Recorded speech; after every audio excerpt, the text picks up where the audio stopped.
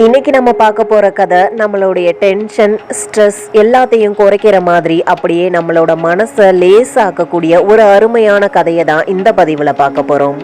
கோமாளித்தனமான சேட்டைகளை செய்யறவங்கள தான் திருவாத்தான்னு சொல்லுவாங்க.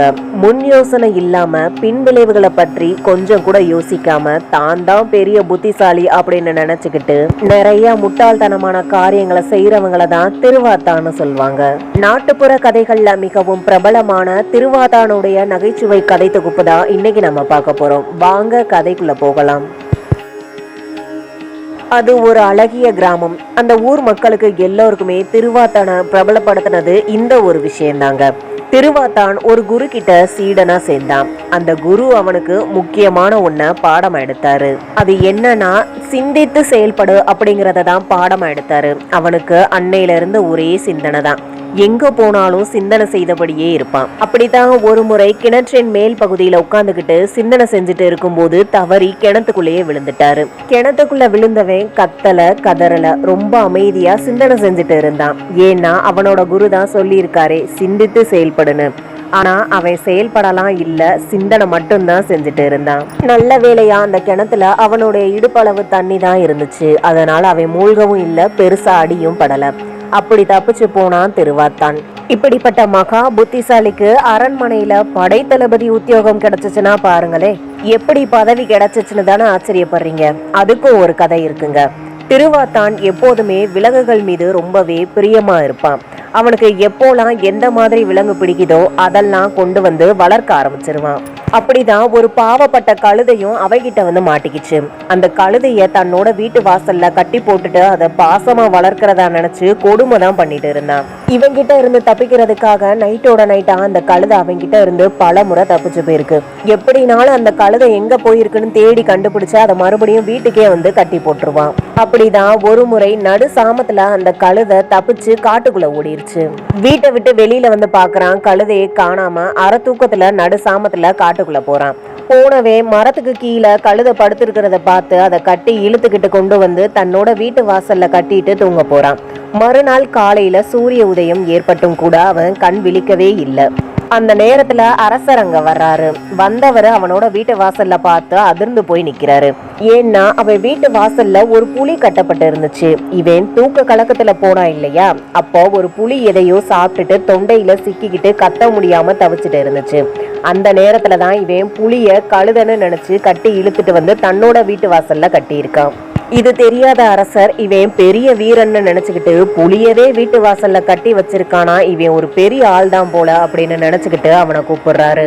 வந்து பார்த்தவன் புலிய பார்த்து நடுநடுங்கி போறான். ஆனா அரசர் முன்னாடி அதை காட்டிக்கல. அரசரோ அவனை புகழ்ந்து தள்ளிட்டு இருந்தாரு. அத அவன் ஏற்கும் விதமா நின்னுட்டு இருந்தான். கடைசியா உன்னோட வீரத்துக்கு பரிசா நீதான் இனிமே இந்த நாட்டோட படை தளபதினு சொல்லிட்டாரு. அவ்வளவுதாங்க, அவனுக்கு கர்வம் தலைக்கு ஏறிடுச்சு. ஒரு கழுதையினால நம்மளுக்கு ஒரு நல்ல வாழ்வு கிடைச்சிச்சேன்னு சொல்லி திருவாத்தான் அன்னையில இருந்து ஒரு நாட்டோட படை தளபதியா சேர்ந்துட்டான். படை தளபதி ஆனதும் இப்போ நம்மளுக்கு மதிப்பான வேலை கிடைச்சிருச்சு. அடுத்ததான் நம்ம என்ன பண்ணணும்னு சொல்லி தனக்கு கல்யாணம் பண்ணணும்னு யோசிச்சான். அவன் அவங்க அத்தை பொண்ணையே கல்யாணம் பண்ணிக்க ஆசைப்படுறான். அவங்க அத்தையும் நீ சீதனமா 100 பொற்காசுகள் கொடுத்தாதான் என்னோட பொண்ணை உனக்கு கட்டி தருவேன் அப்படின்னு சொல்றாங்க. இதை கேட்டதும் அவன்கிட்ட ஒரு பைசா கூட இல்ல அப்படிங்கறதுனால திரும்பி ரொம்ப சோர்வா வர்றான். வந்தவன் அரசர்கிட்ட ஏன் கேட்டு பார்க்க கூடாது அப்படின்னு அரசர் முன்னாடி போய் எனக்கு திருமணம் பண்ணிக்கணும், அதுக்காக 100 பொற்காசுகள் வேணும்னு கேக்குறான். அரசரோ அவனை மேலும் கீழுமாக பார்த்து விட்டு திருமணத்துக்கு எதுக்குடா 100 பொற்காசுகள், 25 பொற்காசுகள் இருந்தா போதாதா அப்படின்னு கேக்குறாரு. இது வேலைக்காகாதுன்னு தெரிஞ்சுக்கிட்ட அவன் சோர்வா வீட்டுக்கு வர்றான். மறுநாள் அரசவையில அரசர் ஒரு வித்தியாசமான போட்டி ஒன்றை அறிவிச்சாரு. அது என்ன போட்டினா, ஒரு ரொம்ப பெரிய வலுவான கோட்டை கதவை கைகளாலேயே திறந்து தள்ளணும். அப்படி தள்ள முடிஞ்சா அவன் அந்த போட்டியோட வெற்றியாளர், தள்ள முடியலனா அவன் கைகள் வெட்டப்படும் அப்படிங்கறதா அந்த போட்டி.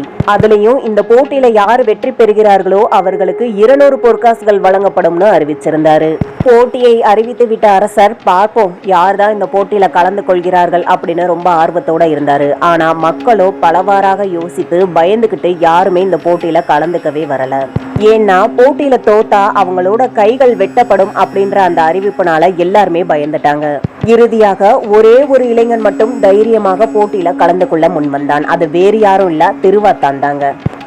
அவனோட அத்தை பொண்ண கல்யாணம் பண்ணியே ஆகணும் அப்படின்னு சொல்லிட்டு இந்த போட்டியில கலந்துக்க வந்தான். இப்போ ஊர் மக்கள் எல்லாரும் என்ன பண்றாங்கன்னா அவனையும் சேர்த்து பயமுறுத்துறாங்க. போட்டியில நீ தோத்துட்டேனா உன் கைய வெட்டிடுவாங்க, உன்னுடைய எதிர்காலம் என்ன ஆகும் அப்படின்னு யோசிச்சியா அப்படின்னு சொல்றாங்க. ஆனா இவன் எதையுமே காதுல வாங்கவே இல்லைங்க. இவனோட எண்ணம் ஃபுல்லா அவனோட அத்தை பொண்ணு மேலதான் இருந்துச்சு. இவனுக்கு கல்யாணம் பண்ணணும்ன்ற ஆசை மட்டும்தான் இவன் மனசுக்குள்ள இருந்துச்சு.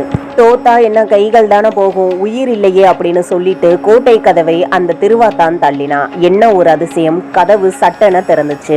ஏன்னா கோட்டை கதவுகளின் தாழ்பால் போடவே படல, கதவு திறந்துதான் இருந்துச்சு. இதை பார்த்த மக்கள் அனைவரும் ஆச்சரியப்பட்டாங்க. அரசனுமே திருவாத்தனோட தைரியத்தை பாராட்டி அவனுக்கு சொன்னபடியே 200 பொற்காசுகளையும் வழங்கி அவனுக்கு திருமணத்தையும் நடத்தி வச்சுட்டாரு. இப்படி தன்னுடைய அத்தை பொண்ணையே திருமணம் பண்ணிக்கிட்டு நல்லபடியா வாழ்ந்துட்டு இருந்தான் திருவாத்தான். அந்த சமயத்துல திருவாத்தானுக்கு பாவம் ஒரு அப்பாவி நண்பன் ஒருத்தன் இருந்தான். அந்த அப்பாவி நண்பனை படாத பாடு படுத்திக்கிட்டு இருந்தான் இந்த திருவாத்தான். அவன்கிட்ட பேசும் போதெல்லாம் திருவாத்தானுக்கு ஒன்னும் புரியவே இல்லை. என்ன அப்படின்னா இவன் பேசுறதுக்கு அவன் பதில் எதுவுமே சரியா பேசுறதே இல்லை. அதனால அவன் நண்பனுக்கு காது கேட்கலையோ அப்படிங்கிற சந்தேகம் திருவாத்தானுக்கு வந்துருச்சு. இதை நண்பன் கிட்ட போய் கேட்டா அவன் மனசு கஷ்டப்படுமேன்னு நினைச்சுக்கிட்டு ஒரு மருத்துவரை போய் சந்திக்கிறான். அதுவும் அந்த ஊர்லயே பெரிய வைத்தியரை போய் சந்திச்சு, இப்படி என்னுடைய நண்பனுக்கு காது கேட்கல, அதனால அவனுக்கு வைத்தியம் பார்க்கணும், அதுவும் அவனுக்கு தெரியாம வைத்தியம் பார்க்கணும் அப்படின்னு சொல்றான். இதை கேட்டதும் வைத்தியர் ரொம்ப ஆச்சரியப்படுறாரு. எந்த அளவுக்கு உன்னுடைய நண்பனுக்கு காது கேட்கலன்னு தெரிஞ்சாதானப்பா அதற்குரிய வைத்தியத்தை நான் பண்ண முடியும். நீ முதல்ல அவனோட வீட்டு வாசல்ல இருந்து அவனை கூப்பிட்டு பாரு, அவன் பதில் பேசுறானான்னு கவனி. அப்படியும் அவனுக்கு காது கேட்கலனா வீட்டோட முற்றத்துல நின்று கூப்பிட்டு பாரு. அங்கிருந்து அவனுக்கு காது கேட்கலனா பக்கத்துல போய் பேசு. எந்த தூரத்துல அவனுக்கு காது கேட்கலன்னு தெரிஞ்சாதான் அதற்கான வைத்தியத்தை நான் பண்ண முடியும் அப்படின்னு சொல்றாரு. இவனும் சரின்னு சொல்லிட்டு நண்பனுடைய வீட்டு வாசல்ல இருந்து அவனை கூப்பிடுறான். என்ன செஞ்சுட்டு இருக்கிற அப்படின்னு கேக்குறான். பதில் எதுவுமே வராததுனால வீட்டுக்குள்ள போய் நின்னு என்ன பண்ணிக்கிட்டு இருக்க அப்படின்னு கேக்குறான். அப்பயும் அவன் எதுவுமே பேசாததுனால அவன் பக்கத்துல போய் ரொம்ப கோவமா காதுல சத்தமா, நீ என்னதான் பண்ணிட்டு இருக்கிற, ஏன் எந்த பதிலும் பேச மாட்ற, உனக்கு காது கேக்குதா இல்லையா அப்படின்னு கேக்குறான். உன்கிட்ட கத்தி கத்தி என் தொண்டை தான் வலிக்குது அப்படின்னு சொல்றான். அந்த நண்பனும் ரொம்ப கோபத்தோட இவன் கன்னத்துல ஓங்கி அறையிறான். அதுக்கப்புறம் இவனோட முகத்துக்கு நேரா, இவ்வளவு நேரமா நான் காப்பி குடிச்சுக்கிட்டு இருக்கேன்னு கத்திட்டு தான் இருக்கேன், உன் காதுல விழலையா, உனக்கு என்ன செவிடான்னு கத்துறான். அப்பதான் திருவாத்தானுக்கு புரியுது, இவ்வளவு காலமா குறை தன்னுடைய நண்பனுக்கு இல்ல தனக்கு தான் இருந்திருக்குன்னு. தனக்கு காது கேட்காம இருந்துகிட்டு நண்பன் பேசவே இல்லைன்னு நினைச்சுக்கிட்டு இருந்திருக்கான். இப்படிதான் நிறைய பேர் தான் கிட்ட குறைய வச்சுக்கிட்டு மத்தவங்க கிட்ட தான் பிரச்சனைன்னு நினைச்சிட்டு போயிட்டு இருக்காங்க. இப்போ அவன் மருத்துவர்கிட்ட போய் எல்லா வைத்தியத்தையும் பார்த்து தன்னுடைய காதை முதல்ல சரி பண்றான். சரி பண்ணிட்டு வந்தவனுக்கு தன் மனைவி கிட்ட தன்னோட ஆசையை சொல்லணும்னு தோணுச்சு. அது என்ன ஆசை அப்படின்னா ஆப்பம் சுட்டு சாப்பிடணும் தாங்க அந்த ஆசை. அவனுக்கு அப்ப எந்த வேலையும் இல்லாம இருந்துச்சு. அவனுடைய கோமாளித்தனத்தால எல்லா வேலையும் இழந்து வீட்டுல சும்மா இருந்தான். ஆப்பம் சாப்பிடுற அளவுக்கு அவன்கிட்ட வருமானம் ஒன்றும் பெருசா இல்ல. அப்படி இருக்கிற சமயத்துல அவனுக்கு ஆப்பம் சாப்பிடணுங்கிற ஆசையினால தான் கிட்ட இருந்த பணத்தை எல்லாம் புரட்டி போட்டு ஆப்பமாவை கொண்டு வந்து தன்னுடைய மனைவி கிட்ட கொடுத்தான். அவளோ அந்த ஆப்பமாவை சரி பண்ணி எப்படியோ 3 ஆப்பங்களை செஞ்சு வச்சிருந்தா. இவன் வெளியில போய் வேலை தேடி களைச்சிட்டு வீட்டுக்கு வந்து பார்க்கும்போது அங்க 3 ஆப்பங்கள் சுட்டு வைக்கப்பட்டு இருந்துச்சு. அவன் இப்படி மனைவி கிட்ட சொன்னான், நான் வெளியில போய் களைச்சிட்டு வர்றேன், அதனால எனக்கு 2 ஆப்பங்களை கொடுத்துரு, நீ ஒரே ஒரு ஆப்பத்தை சாப்பிட்டுக்கோ அப்படின்னு சொல்ல, அவளோ நான் வீட்டுல கடினப்பட்டு எல்லா வேலைகளையும் நான் தான் செஞ்சுட்டு இருக்கேன், இந்த ஆப்பத்தையும் தயார் பண்ணியிருக்கேன், அதனால எனக்கு தான் 2 ஆப்பம் வேணும் அப்படிங்கிறா. இப்படியே அவங்க 2 பேருக்கும் வாக்குவாதம் பண்ணி சண்டை முற்றி போக 2 பேரும் ஒரு ஒப்பந்தத்துக்கு வந்தாங்க. அது என்ன அப்படின்னா 2 பேர்ல யார் முதல்ல வாயை திறந்து பேசுறாங்களோ அவங்களுக்கு ஒரு ஆப்பம் தான், பேசாதவங்களுக்கு தான் 2 ஆப்பம் அப்படின்னு முடிவு பண்ணிட்டாங்க. அதுக்கப்புறம் 2 பேரும் மௌன விரதம் இருக்க ஆரம்பிக்கிறாங்க. நேரமும் போயிட்டே இருக்கு, ஆனா 2 பேருமே பேசவே இல்லை. அன்றைய பொழுதே போயிருச்சுன்னா பாத்துக்கோங்க. 2 பேருக்கும் பசி மயக்கமே வந்துருச்சு. மயக்கத்துல அப்படியே சுருண்டு விழுந்துடுறாங்க. காலையில இவங்க வீட்டுக்கு வந்து பாக்குறவங்க எல்லாருமே இவங்க 2 பேரும் சுய நினைவையே இழந்துட்டாங்க போல அப்படின்னு நினைக்கிறாங்க. ஏன்னா அந்த அளவுக்கு அசைவற்று போய் கிடக்குறாங்க. அந்த 3 ஆப்பத்தை 2 பேருமே சாப்பிடல. 2 பேரும் அதை பத்தி பேசலாம்னு நினைக்கும் போதெல்லாம் பயம் வந்துருது. நமக்கு ஒரு ஆப்பம் தானே கிடைக்கும், அதனால பேசாம இருந்துருவோம்னு அமைதியா இருந்துட்டாங்க. இப்போ பசி மயக்கத்துல சுருண்டு விழுந்துட்டாங்க. அந்த ஊர் மக்கள் வேக வேகமா பக்கத்துல இருக்கிற ஹாஸ்பிட்டலுக்கு இவங்க 2 பேரையும் தூக்கிட்டு போறாங்க. அங்கே டாக்டரும் இவங்க 2 பேரை பார்த்துட்டு இவங்க 2 பேருக்கும் ஷாக் ட்ரீட்மெண்ட் கொடுத்தாதான் கரெக்டா வரும் அப்படின்னு சொல்லிட்டு ஷாக் ட்ரீட்மெண்ட் கொடுக்க ஏற்பாடு பண்றாங்க. அப்பவும் யாராவது பேசலாம்ல, அப்பயும் இவங்க பேசவே இல்லை. ஆப்பம் ஒண்ணுதானே கிடைக்கும்னு நினைச்சிட்டு அப்பவும் பேசாமையே இருக்கிறாங்க. அதுக்கப்புறமா அவங்க 2 பேருக்கும் டாக்டர் ஷாக் ட்ரீட்மெண்ட் கொடுக்கறாரு. அந்த நேரத்துல 2 பேரும் எழுந்து கத்த ஆரம்பிக்கிறாங்க. எனக்கு தான் 2, உனக்கு தான் 1ன்னு அவங்க 2 பேரும் கத்திக்கிறத பார்த்த மக்கள் எல்லாருமே பயந்து ஓடுறாங்க. அவங்க 2 பேரும் திரும்ப வீட்டுக்கு வந்து பார்த்தா அங்க எந்த ஆப்பமும் இல்ல. அத எலி இழுத்துக்கிட்டு போயிட்டு இருந்துச்சு. இத பார்த்து அவங்க 2 பேரும் தலைமையில கை வச்சு உட்கார்ந்தாங்க. இப்படியே இருந்தா எப்படி அப்படின்னு அவனோட மனைவி திட்டுறதை கேட்ட திருவாத்தான் ஒரு முதலாளி கிட்ட போய் வேலை கேட்கிறான். அவரும் இவனை பத்தி தெரிஞ்சவர் தான், இருந்தாலும் அவனுக்கு வேலை கொடுத்துதான் பாப்போமே அப்படின்னு நினைச்சு பழங்களை அவன் தலையில ஏத்தி விடுறாரு. நீ மட்டும் இந்த பழங்களை 5 மைல் தூரம் கொண்டு போய் வியாபாரம் பண்ணிட்டு வந்தேனா உனக்கு 5 காசுகள் தருவேன். அதுவே நீ 10 மைல் தூரம் போய் வியாபாரம் பண்ணேனா உனக்கு 10 காசுகளை நான் சம்பளமா தருவேன் அப்படின்னு சொல்றாரு.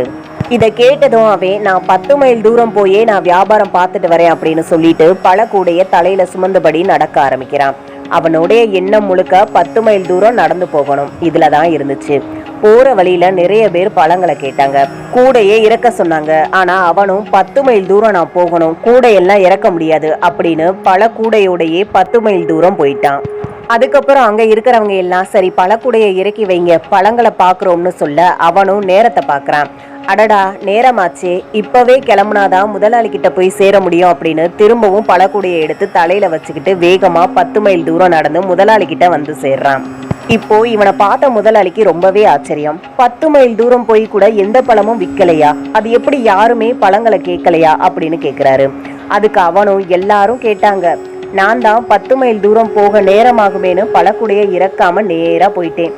அதே மாதிரி அங்க இருக்கிறவங்களும் பழங்களை விலை கேட்டாங்க. நான் கொடுத்தா நேரம் ஆகிருமேனு தலையில வச்சுக்கிட்டு வேகமா 10 மைல் தூரம் நடந்து சரியான நேரத்துக்கு இங்க வந்துட்டேன் இல்லையா முதலாளி அப்படின்னு பெருமையா பார்க்க முதலாளியோ 10 காசுகளுக்கு பதிலா 10 உதைகளை கொடுத்து அனுப்புறாரு. இப்படி வியாபாரம் பண்ணா உருப்படுமா அப்படின்னு கோபத்தோட அவனை விரட்டி அடிக்கிறாரு. இப்படி அருமையா வியாபாரம் பண்ணன இந்த திருவாத்தானுக்கு அங்க வேலை கொடுக்கறவங்க யாருமே இல்லை. இப்படிப்பட்ட அவன் கடைசியா ஒரு நாள் இறந்து போறான்.